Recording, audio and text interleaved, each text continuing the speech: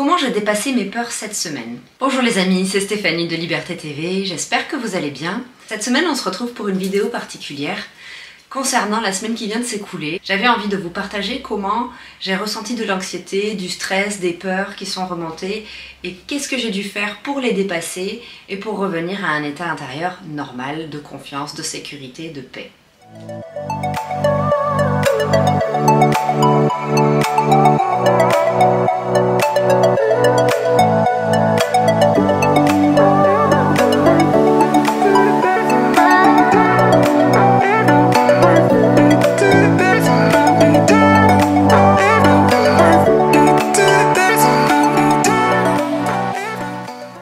Bienvenue à tous, bienvenue à mes petits Indigo Starseeds. Aujourd'hui je vais être un peu vulnérable, comme vous en avez l'habitude, je partage beaucoup de choses personnelles sur mon chemin d'éveil de la conscience, mon chemin d'ascension et les petits trucs et astuces que je mets en place pour pouvoir avancer sereinement au quotidien. Cette semaine, qu'est-ce qu'il s'est passé? Eh bien, comme vous le vivez peut-être certainement vous aussi, on a beaucoup d'énergie cosmique qui arrive, on a pas mal d'expansion de conscience qui continue, puis on est lancé sur notre chemin spirituel, on continue sur notre évolution d'âme, et il y a pas mal de choses qui se passent dans l'énergétique, des choses que l'on peut capter multidimensionnellement, émotionnellement, mentalement, des énergies subtiles, qui font que ça peut nous ralentir un petit peu dans notre vie dans la matière. On va dire les choses comme ça. Depuis mon éveil de conscience en 2016-2017, qui n'a fait que continuer, et qui m'a permis de retrouver des informations sur mes origines cosmiques, sur comment fonctionne la réalité quantique, et bien maintenant je suis dans une phase de vie où j'équilibre ce que j'ai intégré de ma nouvelle identité, de mon nouveau fonctionnement, je l'équilibre avec la matière. Donc ça passe par mon travail à l'heure actuelle de coaching. Je fais du coaching holistique personnalisé avec des accompagnements où j'aide les gens à se développer spirituellement, faire du développement personnel et débloquer là où ça bloque à l'intérieur. Ça me demande d'être organisée, ça me demande d'être structurée dans mon temps et ça me demande de passer d'un état où je suis ultra connectée à un état différent où je suis bien ancrée dans la matière et où je dois fonctionner avec mon mental. Donc je vous explique ça parce qu'en fait ce sont deux fonctionnements qui sont vraiment différents. L'accès aux multidimensions, on va dire, le fait d'être hypersensible à ce qui se passe dans l'énergétique, et à l'inverse le fait d'être dans la matière, dans les actions posées, dans le mental, dans l'analyse, dans la réflexion et dans la structuration de son temps. Ça me pose des petits problèmes ces derniers temps, alors je me disais que j'allais vous partager mes solutions parce que je pense que ça résonnera avec certains d'entre vous, comme d'habitude. Donc que s'est-il passé cette semaine? Eh bien les peurs que j'ai vues surgir sont assez simples. À l'heure actuelle, je suis en train de finaliser un programme en ligne que j'ai créé sur l'amour de soi. Je suis en train de faire face en fait à des peurs qui arrivent de partout. Je ne vais pas y arriver, je n'ai pas les compétences techniques, c'est difficile de filmer des vidéos. J'ai plein de questions et de peurs qui remontent. Du coup, ça rend mes journées un petit peu difficiles depuis quelques semaines. Il faut savoir que ce programme d'amour de soi, c'est quelque chose que j'ai commencé à filmer déjà il y a 2 ans et que je suis en train de terminer maintenant. J'ai vécu un long processus et je n'étais pas prête à le diffuser auparavant parce que bien sûr, nous, petits Indigo Starseeds, eh bien, on a du mal à se rendre visible sur plein d'aspects, on a du mal à s'affirmer, on a du mal à oser, on a du mal à être dans notre plein potentiel. J'utilise tous ces mots, c'est des mots qu'on entend tous, mais c'est vraiment ça en fait, Comment on s'impose un peu dans la matière, comment on fait notre travail, notre mission d'âme et comment on avance en sérénité sans avoir peur du regard d'autrui, du jugement des autres et de notre propre jugement envers nous-mêmes. La matérialisation de ce travail de guérison que j'ai vécu ces dernières années, sous forme de programme en ligne pour le partager au monde, eh bien ça me pose des difficultés. Ça fait remonter des peurs, ça fait monter des pensées automatiques, ça me fait monter du stress et de l'anxiété. Mes pensées se mettent en boucle sans que je m'en rende compte et ça part dans tous les sens un petit peu dans ma tête et du coup ça me bloque. L'anxiété ça fait ça crée des pensées automatiques qui génèrent une émotion automatique, désagréable et qui nous bloque intérieurement, physiologiquement. Et du coup après on ne peut plus actionner dans la matière les actions qu'on veut faire. Cette semaine, ça a été le cas parce que je sors un petit peu trop de ma zone de confort avec ce programme en ligne. C'est la première fois que je fais une formation, que je crée une formation comme ça. Donc j'avais des blocages, mais littéralement au point où en fait tous les matins je n'arrivais pas à me mettre en action.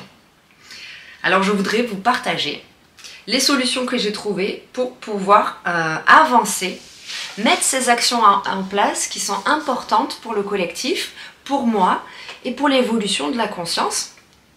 Déjà premièrement, quand je me suis rendu compte que je faisais de l'anxiété et que j'étais bloquée, j'ai fait une pause. Je me suis posée, je me suis dit mais qu'est-ce qui se passe? C'était le nœud intérieur, je n'arrivais pas à savoir comment analyser ce qui se produisait en moi. Ça faisait déjà presque 2 semaines que je vivais ça régulièrement le matin. Et ça durait à peu près 1 heure à 2 heures le matin, avant que je sorte de ce nœud émotionnel. Donc j'ai fait une pause et je me suis demandé mais qu'est-ce qui se passe à l'intérieur de moi? Deuxièmement, je regarde mes petites notes, j'ai pris conscience de ce qu'il se passait à l'intérieur de moi et c'était simple. J'avais des ressentis liés à des croyances limitantes. Donc ça crée des émotions désagréables, ça crée des pensées désagréables. Je me suis dit pourquoi je pense comme ça, pourquoi je n'arrive pas à me dépêtrer de ce dialogue intérieur qui a peur. Troisièmement, j'ai réfléchi et j'ai recherché le déclencheur de tout ça. Je me suis rendu compte que cette création de formation générait un stress parce que je ne l'ai jamais fait. Et j'ai commencé à relier toutes mes pensées par rapport à ce phénomène, à ce déclencheur de quelque chose de nouveau que je n'ai jamais fait, que je ne maîtrise pas et qui perturbe en fait tout mon système intérieur. 4. J'ai fait un petit exercice. Un petit exercice que je recommande, que je fais régulièrement lorsque je vois que je bloque sur quelque chose, que ça affecte un petit peu mes journées, que je me mets à procrastiner ou à ne plus savoir dans quelle direction je vais, et bien je fais cet exercice. Je dessine sur une feuille de papier un trait au milieu, à gauche je note problème, à droite je note solution. Dans les problèmes, j'ai noté mes peurs. Et je vais vous les lire parce que je pense que c'est super chouette de pouvoir vous partager tout ça et d'être transparente parce qu'on vit tous les mêmes choses. Peur qui monte par rapport à la formation que je crée. Peur de ne pas y arriver, peur de ne pas vendre le programme, peur d'avoir passé des heures à le créer pour rien, peur d'avoir choisi les mauvaises photos, peur de ne pas en faire assez, peur de ne pas partager suffisamment de contenu, peur de ne pas être légitime, peur d'avoir perdu du temps et de l'énergie. Vous voyez, ça fait beaucoup de peurs et donc ces peurs me paralysaient et m'empêchaient depuis 2 semaines d'avancer rationnellement sur la mise en place de ce programme. Ça m'a enlevé toute mon énergie physique, toute ma motivation, j'étais un petit peu empêtrée à l'intérieur de moi-même. Donc ce que j'ai fait, c'est que j'ai noté tout ça dans les problèmes et dans les solutions. J'ai noté sur la colonne de droite ce que j'allais faire. Peur de ne pas y arriver, eh bien j'ai noté, je vais y aller étape par étape, noter les petites actions à faire au lieu de voir le haut de la montagne, juste noter des petites actions à faire un petit peu tous les jours. Peur d'avoir choisi les mauvaises photos, eh bien j'ai noté dans la colonne solution de faire appel à un photographe pour faire des photos professionnelles, de demander aussi un feedback, un retour à des amis pour savoir si c'est suffisamment joli dans la page de présentation et que ça correspond à ce qu'on pourrait trouver dans un programme en ligne. Peur qu'il ne soit pas d'assez bonne qualité, eh bien je me suis dit que j'allais investir dans une caméra, la voici, de qualité pour pouvoir filmer des vidéos de bonne qualité avec un son agréable. J'espère que vous aimez cette caméra, elle est nouvelle, elle m'a coûté cher. Peur qu'il n'y ait pas suffisamment d'infos dans le programme. Eh bien en fait, j'ai repris, du coup la solution c'était de voir quel est le but du programme. Est-ce qu'il doit être plutôt digeste? Est-ce qu'il doit être plutôt épais? Est-ce qu'il doit y avoir énormément d'informations? À quel prix? J'ai revu en fait les données. Et j'ai noté dans la solution, analyser pour que ça soit cohérent, les données entre le prix, est-ce qu'il est faisable en 2 jours ou plutôt en 6 mois, là c'est plutôt en 2 jours, en un week-end, et faire correspondre en fait toutes ces choses les unes aux autres. Du coup ça a annulé cette peur de me dire, peur qu'il n'y ait pas suffisamment d'informations dedans. Donc voilà, en bref j'ai pris chaque peur, je l'ai décortiquée, j'ai noté la solution rationnelle et logique, et je me suis engagée intérieurement à faire les améliorations, à faire ce qu'il fallait pour que la peur n'existe plus. Voilà, je vous invite à faire pareil. Si vous voyez que vous avez des peurs qui montent, eh bien passez à l'action, notez-les et dites-vous que je vais faire ça pour qu'elle arrête de m'enquiquiner cette peur. 5e, après avoir fait cet exercice problème-solution, j'ai pris du recul. C'est-à-dire que j'ai pris vraiment du temps pour voir qu'en fait ça m'affectait énormément et que tout ce temps passé dans ma tête me bloquait le matin avant de commencer mes journées. Je me suis dit ok c'est bon, c'est pas si grave que ça, J'ai vu les peurs, j'ai établi finalement en point 6 un plan d'action avec une to-do list spécifique, avec une personne qui a pu m'aider et me rebooster à un moment donné le matin où j'en avais besoin. Ça m'a relancé pour la semaine. Et c'est comme ça que j'ai pu sortir de ce cycle d'émotions, d'anxiété et de peur qui me bloquait parce que j'étais en train de faire quelque chose de nouveau dans ma vie. Alors je vous partage tout ça, hein, c'est assez personnel, mais parce qu'on est tous dans cette même situation pour n'importe quoi, n'importe quelle transition de vie, que ça soit un changement de carrière professionnelle, que ça soit la guérison d'une blessure émotionnelle. On se sent à un moment donné submergé par quelque chose qui n'est pas visible. C'est une émotion, une peur.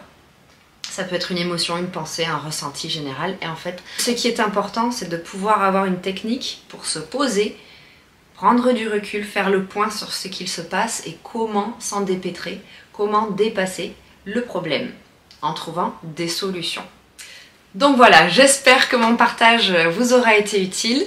Du coup, pour la petite information, ce programme en ligne que j'ai intitulé « J'apprends enfin à m'aimer » sera disponible à compter du 14 février. Je le sors pour la Saint-Valentin. Parce que si vous êtes célibataire et que vous n'avez pas un amoureux ou une amoureuse avec qui fêter ça, eh bien revenez à l'intérieur, prenez ce temps pour vous, donnez-vous de l'amour à vous, et puis apprenez à vous aimer et à vraiment dépasser les blocages mentaux, émotionnels, en vous reconnectant à votre enfant intérieur et en apprenant comment fonctionne le mental. Dans ce programme en ligne, il y a 7 modules, 16 vidéos et 14 supports de cours sous forme de PDF téléchargeables. Donc c'est très complet, ça va vous permettre en fait de vous introspecter pour apprendre à mieux vous aimer, apprendre à avoir plus de compassion pour vous-même. Il y a aussi des exercices d'introspection, donc comme je l'ai dit, et des petits challenges à mettre en place pour ressentir l'amour pour soi et pour guérir en fait de ce manque d'amour de soi.